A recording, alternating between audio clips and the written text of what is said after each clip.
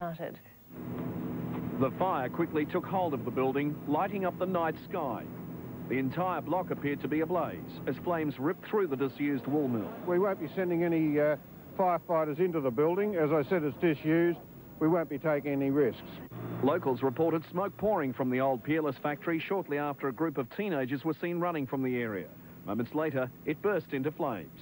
It was just lots of flame, lots of heat. Went up really quickly. It was unbelievable. It looked like a few short explosions. So it was a bit terrifying when that occurred.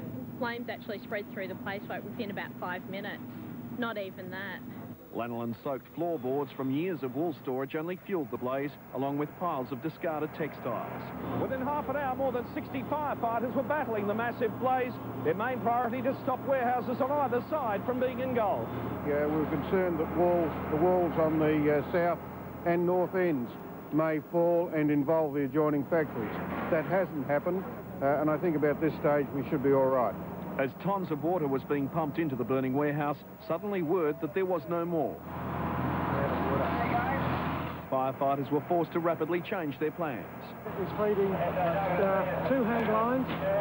It took fire crews over 2 hours to contain the blaze, which forced the evacuation of up to a dozen nearby residents. Probably a 20,000 square feet building or something. Well, the whole thing was engulfed in flames.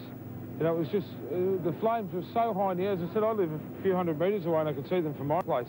Today, firefighters were still hosing down hotspots. They say it's likely the factory's sagging walls will have to be demolished. Peter Morris, 10 News. And from Adelaide, the building had recently been targeted by vandals. Dozens of people reported the blaze in Manilac Street, Brunswick, after flames were seen shooting up to 40 metres. There was quite a few early explosions and then it was just a massive ball of fire right up in the sky. The old Peerless mill was once used to store bales of wool, and lanolin had seeped into the floorboards, adding to the fire. It appears that Peerless Chemicals were the earlier occupiers, but it was empty, so there was no need for us to enter into the factory, and we've been doing the firefighting from outside. It took 60 officers nearly 2 hours to control the blaze. At one stage, nearby residents were evacuated.